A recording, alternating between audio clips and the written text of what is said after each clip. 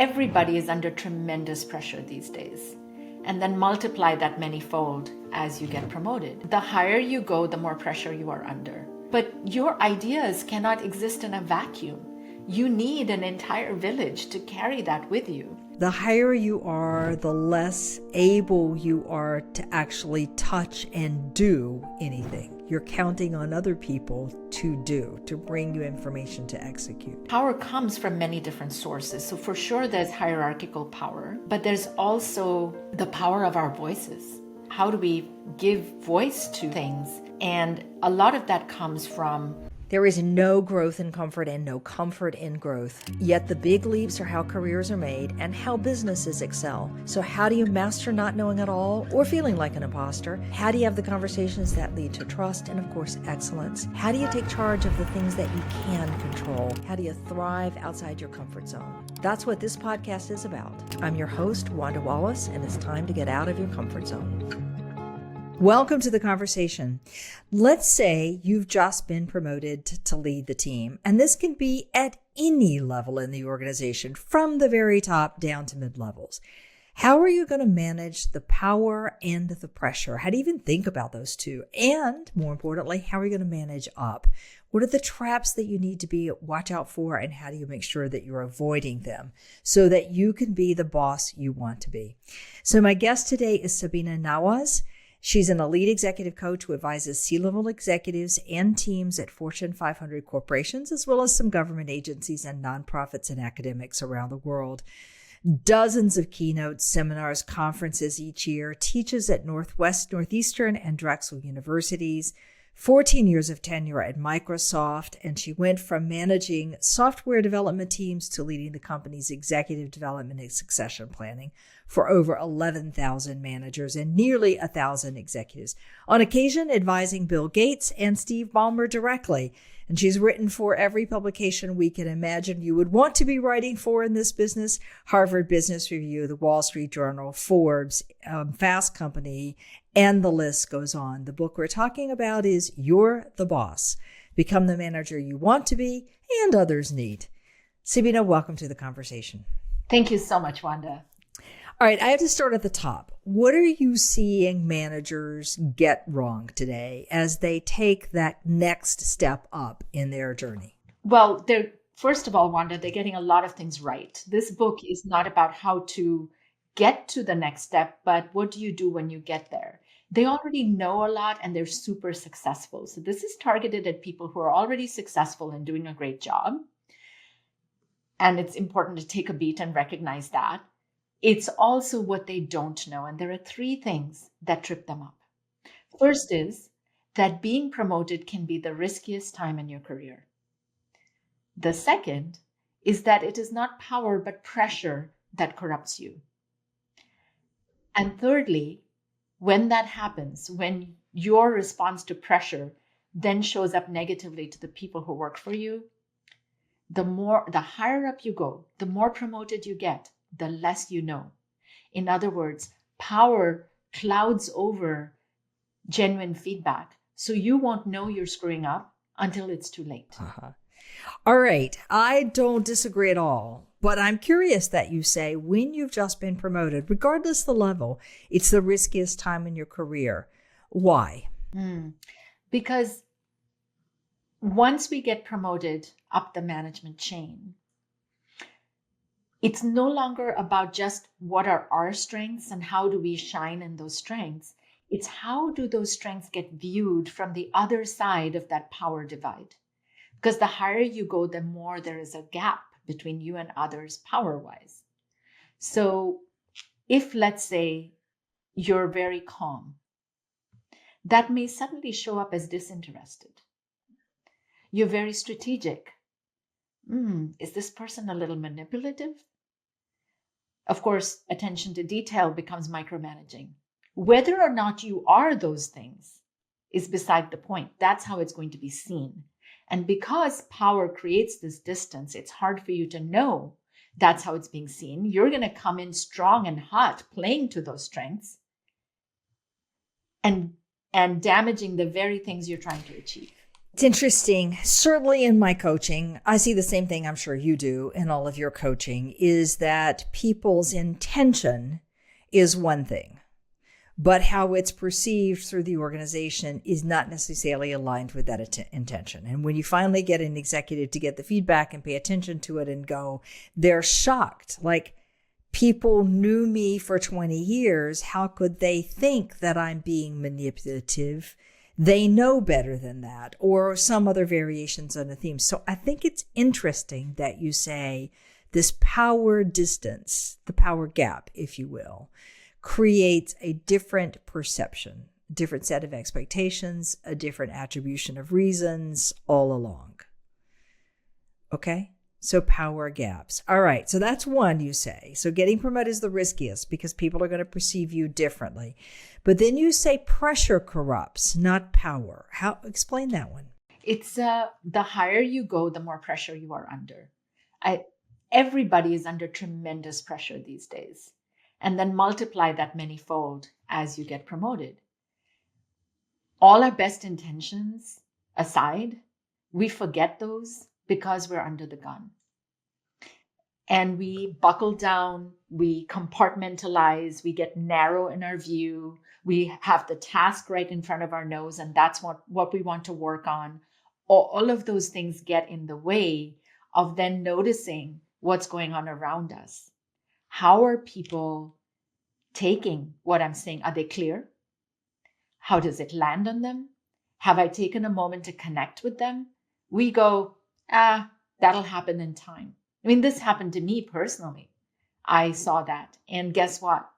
It was a complete shock to me when I learned, as it is to our clients when they get that feedback. I can't tell you how many times I've done feedback to people when you tell them the name that somebody has nicknamed them in the halls. And they're just like, what? How did that happen? Yeah, I think one of the hardest things, particularly the higher you go in the organization, is to get out of the task execute mode. The do, drive, deliver results, make everybody happy, above you happy, to get out of that mode and recognize that you have to spend more time with people, talking to people, thinking with people, telling people how you're thinking. And it just feels like that is wasted time when you're so focused on the task. You're nodding your head, so you must have a similar experience. Absolutely. I cannot tell you the number of people who do that. One person in particular, I can give you the example of, let's call her Jane. And Jane thought connecting with people is a complete waste of time. We're here to do work. Business is business. This is not personal, which is a myth. And a myth that I bust right away in the book. And realizing that people were not actually, they were dialing it in. They were not putting in the effort that she wanted. They were not excited about the vision that she was so excited about. She was so excited, she was full steam ahead and didn't spend the time to look and see, are you with me? Are you just as excited? Because she would barrel into a meeting, rattle off the tasks that needed to be done, not set even context, let alone check in and see what ideas other people had. Now, she was very, very visionary and had really great ideas, and she was right most of the time. And that's why this book is for successful people. It is for people who are right most of the time, who do have great ideas. But your ideas cannot exist in a vacuum. You need an entire village to carry that with you. Right. So it's, where's that village, and what does it take for that village to buy in to you and to your vision? I find too many times that people are focused on, well, they'll get to know me with time. They'll see how hard I work.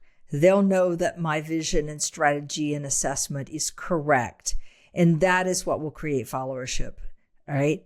And maybe at one point in the career, early in the career, that does the case. But eventually, when you're trying to get other people around you to follow you, to amplify the execution, man, it takes a lot more than that. It sure does. Okay. All right. So we said, when you're promoted, it's the riskiest time in your career. We said that power corrupts, or pressure corrupts, not power. That it's the power gaps, the distances between your level of power and the organization's level of power that people stop interpreting you with the intentions you thought. And then lastly, you said that the pressure shows up negatively. The power clouds over. Explain. The more pressure you have, the more you're going to act out, most likely, not your best self. And especially because you're not your best self, who in their right mind, where there is a power gap, where you have say over their livelihood, is going to say, you really screwed up over there, boss or boss's boss? They're not. The day you get promoted to manager is when you stop hearing the full truth. The higher you go up, the more of the filter, the less you know. So let's take that for granted. And how does that work from a mindset perspective when you're used to being the person who knows the most? Really difficult. I have one client, Adam, and he is brilliant and was doing amazing work, but got called into his boss's office to say, here's where you're screwing up. No one wants to work for you anymore. Go fix this or you don't have a job. And here he thought he was going in for a promotion. Adam was what I would call an innocent saboteur, where he thought he was succeeding because of these traits under pressure.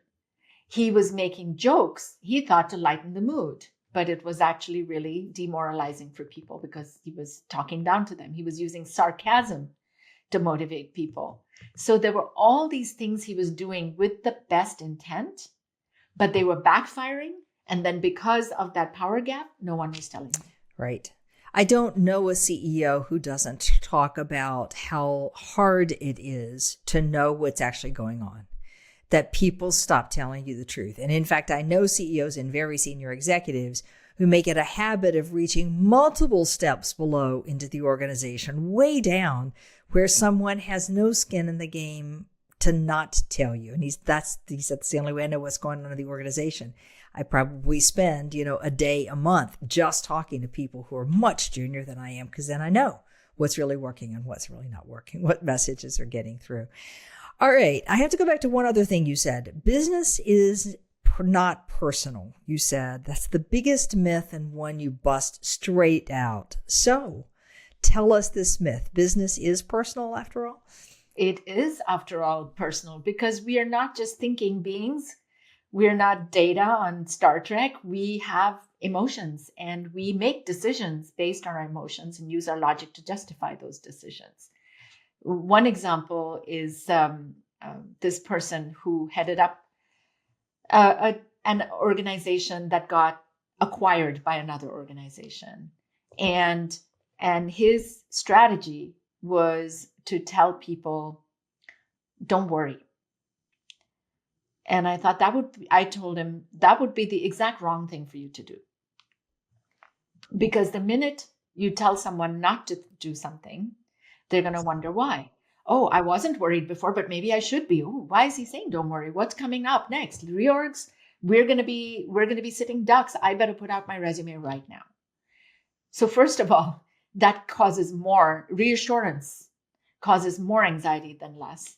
And then secondly, people will feel what they feel. You cannot really control that. So instead, he worked on then naming some emotions and putting them on the table.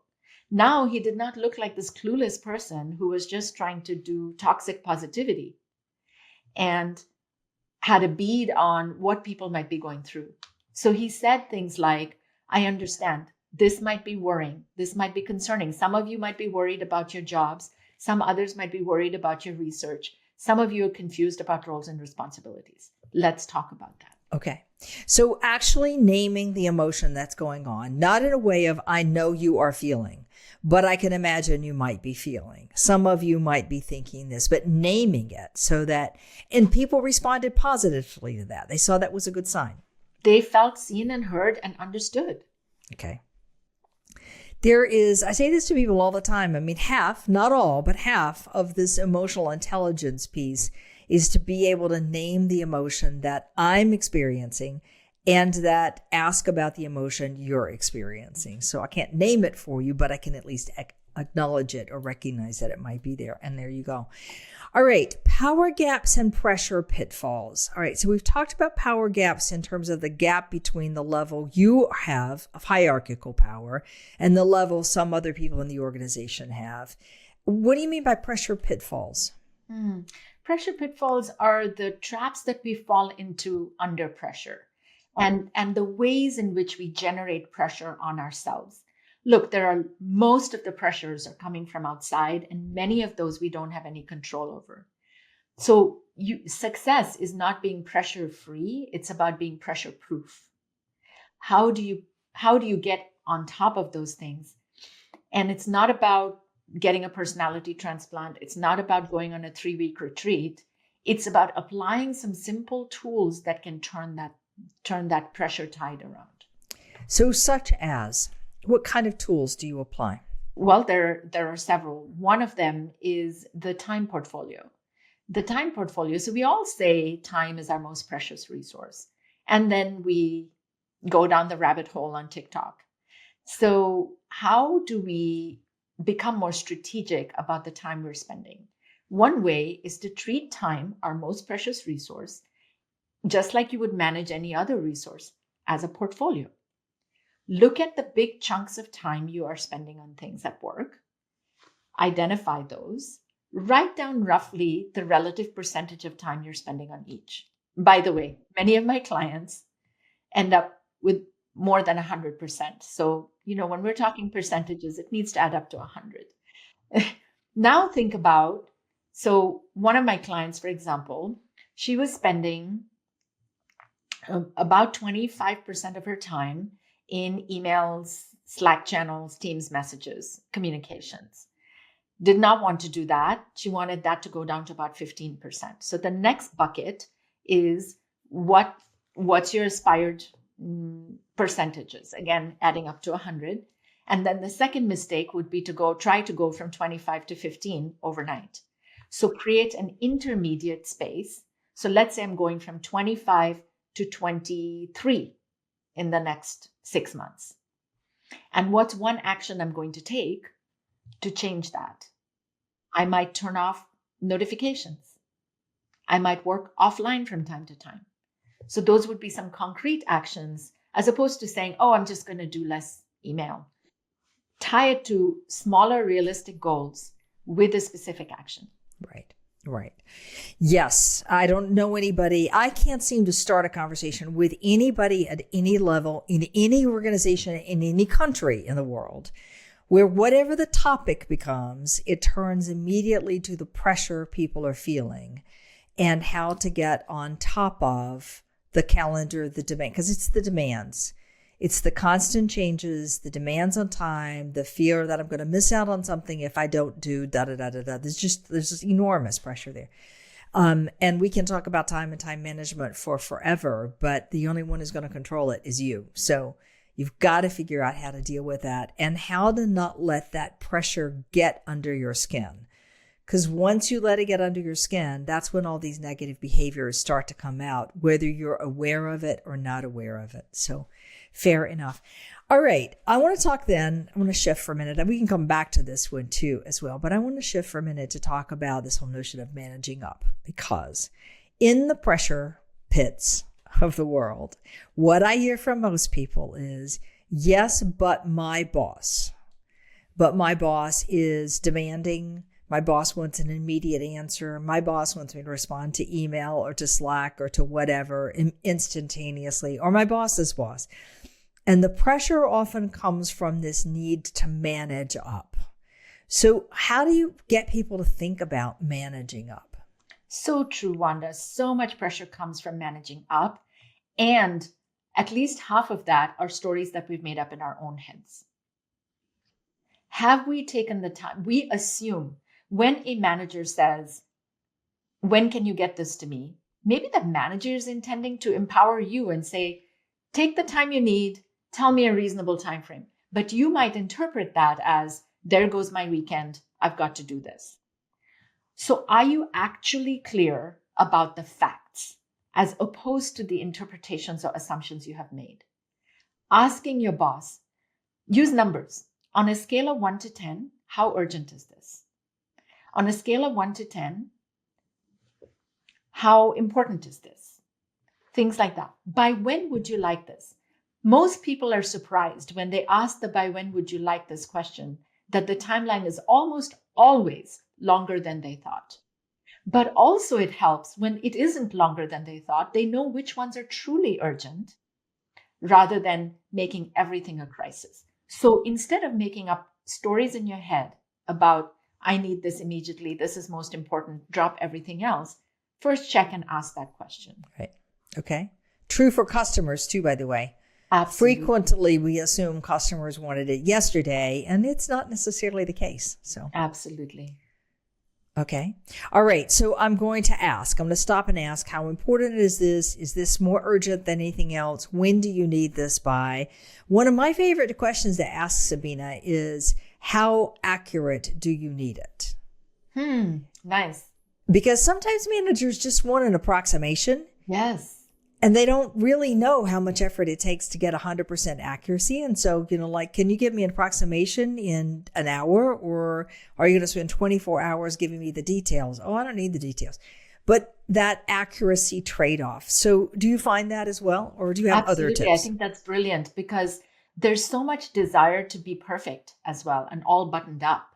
Whereas they may not be asking for that. They want a rough order of magnitude or a first draft of something. Just give me a few blobs, not the full animated bells and whistles slide. Yeah, I see that a lot. And then you produce something and it wasn't exactly what the manager was looking for. And you spent all this time making it look really pretty. Right. When a conversation that said, do we have the right 3 buckets here? Yes, no. Okay, I'll go correct it from there. Would have saved enormous amounts of time. Are any other tips for managing up? Oh gosh, there's so many, Wanda. Okay, let's go. Another one is the tool called multiple meanings. And this is, again, where we make up stories about what our boss is thinking of us. Often a little twitch on their eyebrow, we take personally, and we make much worse than what it actually is. And then we spend a lot of time worried. One example, somebody's manager told her, I think there's an opportunity for you to have more impact. She spent an entire week stewing on this, didn't do anything else, very worried. Oh my gosh, I'm not making enough of an impact. Is my job at stake? I suck. All these stories that she made up. Finally, she actually went, speaking of numbers, and asked her boss, hey, when you say more impact, are you talking about 90% more impact? Or are you talking about 5% more impact? Her manager was shocked. He's like, of course I mean 5%. You're killing it. You're doing a great job. Well, she didn't know that. So instead of, when you make up those stories that are all doom and gloom, see if you can make up 2 other stories next to it. So instead of simply saying, oh, he thinks I don't have enough impact, that's one story. And you know what? It's human nature. I can't say don't make up that story. You will. But you can make up a couple more. Another might be, he's really a mentor of mine and wants me to succeed, and he's looking to put like that cherry on top. That could be a second story. What's a third story you can make up about that comment? He wants to give me more responsibility. He's thinking of me as a successor. Wow, that will give me a lot more breathing room than, wow, I mustn't be making any impact whatsoever.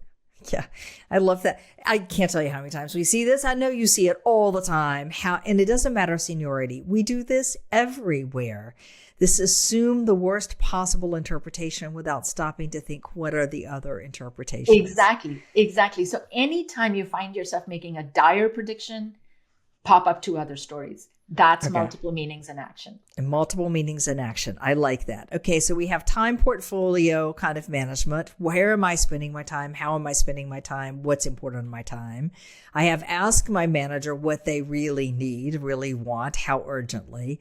I have, I've forgotten your acronym now, your name for this one. But in effect, checking the multiple meanings, making sure I've generated multiple meanings. What else can I do to manage up? Mm-hmm. There is a tool called mapping, and this is about explaining to others.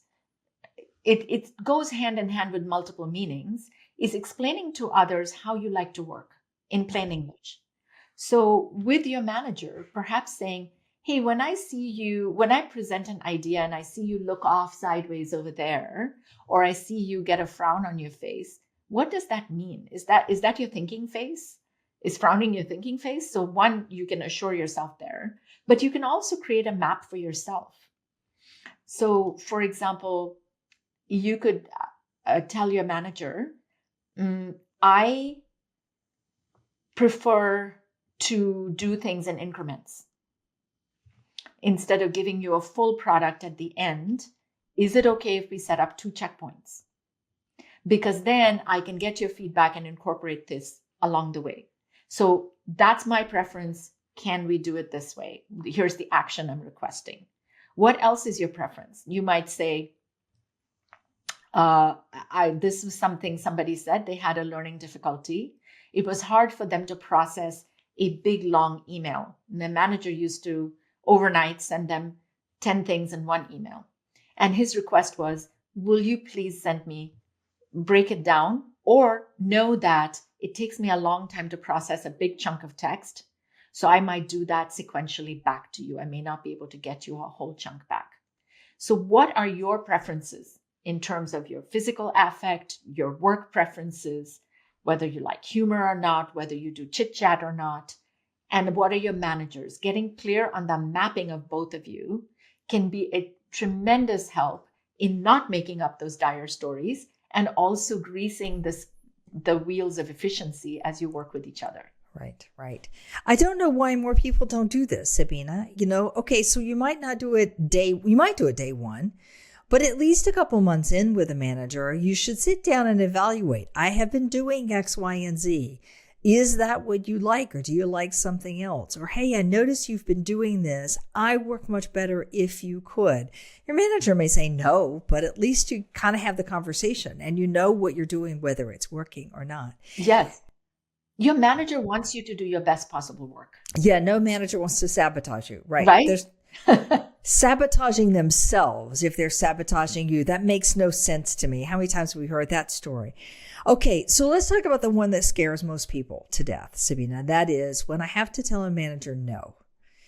I have to say I can't do it, or I can't get that to you on the timeline I thought, or the answer is not as good as you thought it was, or I have bad news for you. Any version of you're not going to like what I'm about to tell you. How do you get through those moments? Because those are the ones everybody avoids telling. And that creates that power gap, once again, that we talked about at the very beginning. So how do you deal with that? That's Wanda, you already did one of those, which is actually prefacing what you're about to say with saying, this is going to be tough, because then the manager is a little bit more prepared to receive the bad news. The other one is to let go of the saying, don't bring me problems, bring me solutions. If you wait a long time, if you buy into that school of thought and you wait a long time to come up with the solution, first, you may not be the right person to provide the solution. Second, that may not be the solution that's needed. It's better to provide the bad news as early as possible before it becomes headlines. And either say, I've got this, I'm working on it, but I want you to have a heads up, or I want to reset expectations, or this might be worth brainstorming with the broader team, all of us together, but because I wanted you to have the news first, I'll take accountability, I'll take ownership. So this is not about complaining, but raising early feedback. Flags. Yeah. Mm-hmm. I've talked to lots of senior leaders who say, I don't want you to come with a fully baked solution because the chances are that you will have a full picture are very limited. But I do need to know that you've come and thought about something. Absolutely. So I want you to tell me as soon as possible. And then I want that to be followed by, here's what I considered. And that doesn't have to be the answer. It doesn't have to be the final solution. It's just I need to know you're thinking about something. You haven't just said, oh, here's a disaster. Oh, wait, let me just tell my manager.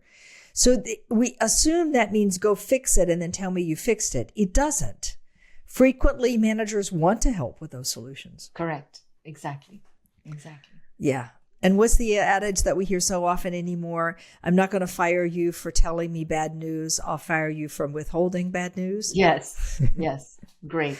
Indeed. Okay. But that just takes courage, Sabina, doesn't it? Is there anything beyond? I mean, it helps if I have a good relationship with my manager and I've delivered already, for sure.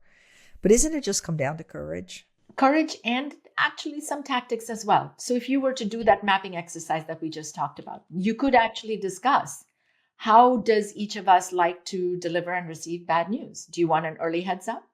How early is the heads up? How do you want me to pick up the phone and talk to you? Do you want me to send you a message? How do we do that? So that you could create a standard operating procedure, if you will, before the crisis hits. And then it's much easier. It doesn't become such big a deal because you've got a process in place. It's a really smart strategy to think, to take the time to say, look, stuff is going to go wrong. When it goes wrong, how do you want to have the information? How fast do you want the information? What's your preferred format about hearing it? What do you want me to do first, second, and third? I mean, like, just what's your expectations on these moments? And at least that takes away some of my fear that I got half of it wrong. Exactly. Okay. I know if it's an email or to the chief of staff or to the whatever. All right. Fair enough. Fair enough. All right. I want to come back for a moment on the power gaps. And because this is a longstanding fascination of mine, this notion of power. Clearly, there's power in the hierarchy. No question about that. Because as I go in the hierarchy, I have authority to make decisions that I don't have lower down the hierarchy. And that's hiring and firing decisions and budget decisions and investment decisions and, a range of decisions. Okay. But there's also limited power in many ways. The higher you are, the less able you are to actually touch and do anything. You're counting on other people to bring you information to execute. So how do you think about power and where power comes from, other than just the hierarchy? What a beautiful question, Wanda. I remember this time when I was managing a test organization in software, and there was this employee who wasn't performing up to par and was working on something critical. A lot of people were dependent on that deliverable, and it was right up to the wire. And I remember feeling so incredibly helpless, even though I was the manager, because this person was missing in action in every sense of the word. So you're right. Power can be defined in many different ways. And power comes from many different sources. So for sure, there's hierarchical power, but there's also the power of our voices. How do we give voice to things? And a lot of that comes from connecting with our peers. By the way, one of the sure signs that you will not get promoted above your peers is if your peers never want to work for you. So we often look at things up and down and not sideways, and building great relationships with our peers is really important. There was an example of an organization where the CEO was going in the wrong strategic direction, and a couple of people recognized that this was not going to fly, but the CEO was really in love with that strategy. They got together 8 peers. One of them happened to be going into a review with the CEO the next week. They hijacked that meeting and said, 8 of us have shown up because we're not going to have this meeting. We're going to have this other conversation. All 8 of us believe in this vulnerability and this pivot that needs to happen. Guess what? The CEO heard them. If that person had gone individually, they might have gotten fired or certainly ignored. Maybe they would have gotten listened to, but this really amplified the effect of, hey, 8 smart people are thinking that. Surely I need to pay attention to this. Right. Keep going. So there's power of your voice. There's knowledge or information power, expertise. When we are expert in something, people are going to come to us. They're going to give us a lot of credence. And it's important, the more expert you get, to also remain open to multiple meanings, that there might be other possible explanations for what might be going on. There is connection power, influence power. Those people on a team where everybody goes, talks to them, even though they don't have that title, and they are the glue that connects everybody. So there's many ways to slice and dice power. Right. I think in my experience, I've seen a lot of power moves like you described with the 8 individuals challenging the CEO in the CEO's direction. I've seen that with 3. I've seen that with 5. I've seen it with always more than 3 because it's kind of hard to pull that off without at least 3 people. But it starts with 3 people who have a strong connection with each other and who take the risk to say, what am I thinking? What are you seeing? Are we on the same page? Are we not on the same page? Here's what I'm worried about. Like those 8 had to open that conversation, which means they had to have some trust with each other. And that's the power of the connections. Absolutely. And that doesn't get built overnight. So on day 1 of your job, starting to build relationships with your peers, just as you're building relationships with your team or your boss. Yep. Well, something I think most people miss, because ultimately, as one of my favorite leaders says, you're not a leader unless your peers want to follow you, because you can't get anything done without your peers coming along. Okay, so there's the power in the hierarchy. There's the power of my voice, particularly when I combine it with the voices of others. There's the power of the knowledge and expertise, so long as I don't get so wedded to a single interpretation. There's the power of connection and influence, the person who's the glue. Are there any other sources of power you think matter? Well, there's, of course, coercive power, where we might overuse our hierarchy or other means to get people to fall in line out of fear, as opposed to out of love, if you will. So that is a source of power as well.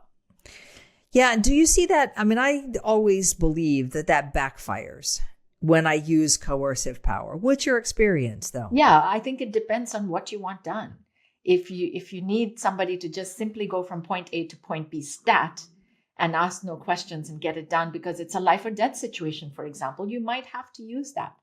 But you've got to use it with huge caution, because that's not something that long-term will serve you. People will vote with their feet. Yeah, I do see that in a crisis. Many people just want to say, tell me which direction to go and how fast and how hard, and I'll go. But we don't have time to debate about it, so just tell me. All right, fair enough. Okay, last thing I want to cover with you is your 7 communication fault lines. What are those and how do we avoid them? Yeah. Communication fault lines open up because, first of all, there's this natural power distance. So people will make up stories about what you intend, what you're saying. And this is the second most common area of feedback people give me when I interview them about what their bosses are actually like to work for. It's around communication. It's the longest chapter in the book because it is so very important.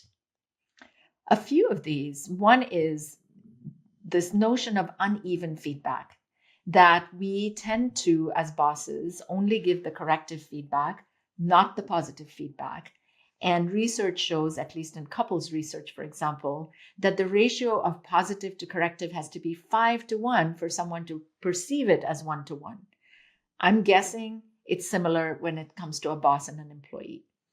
And this doesn't mean being fake or hollow praise like good job, but really, are you spending time noticing what they're doing well? And the reason that's important is when I know exactly what I'm doing well, I can replicate that formula and do great.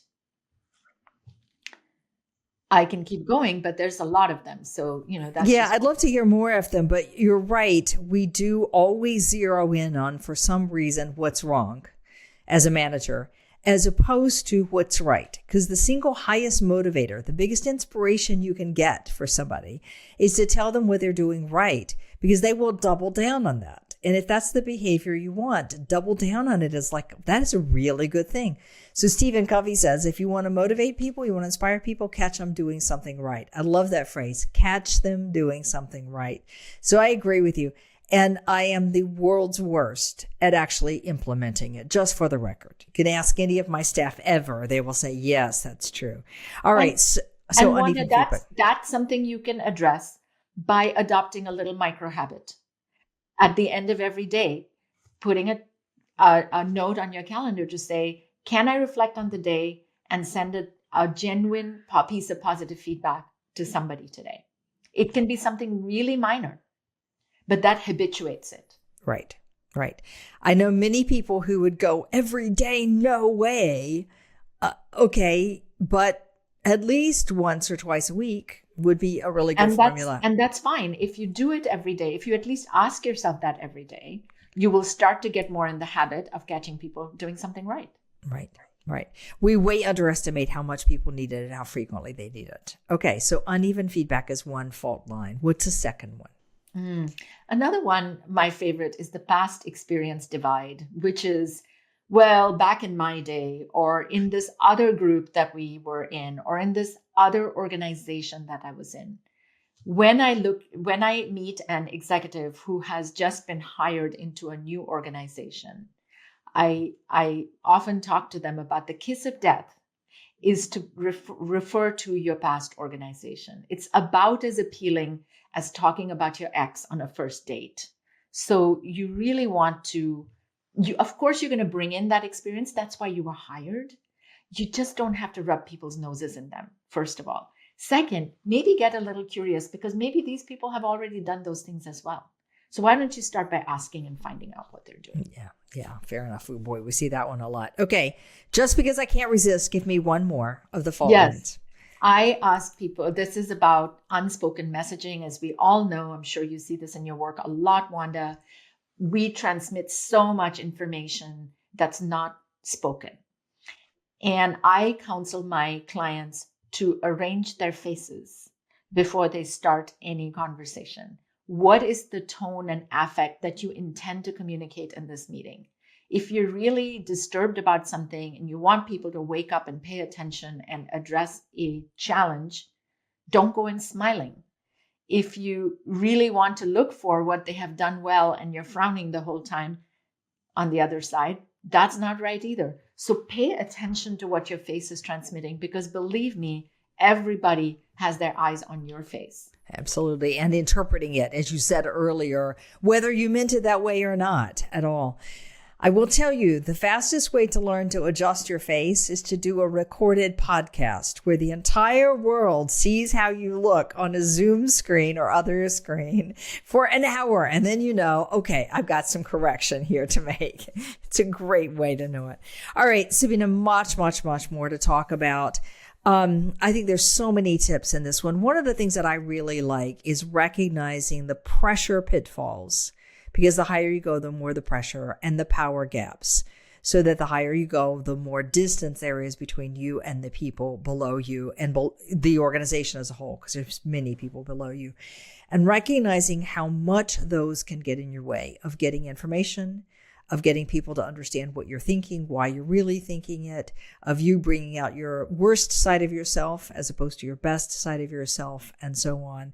And then these tactics for managing up, for some simple tactics for managing up, as well as recognizing where the communication really falls apart. So what a great conversation. Wow. Yes. Very enjoyable. And I loved hearing your examples and stories as well, as you've coached people all over the globe. Thank you. Thank you. Yes, we have a lot in common in terms of what we've seen. But at any rate, I like how you framed all of this. Sabina Nawaz, the book is You're the Boss, Becoming the Manager You Want to Be and Others Need. So thank you again for joining us.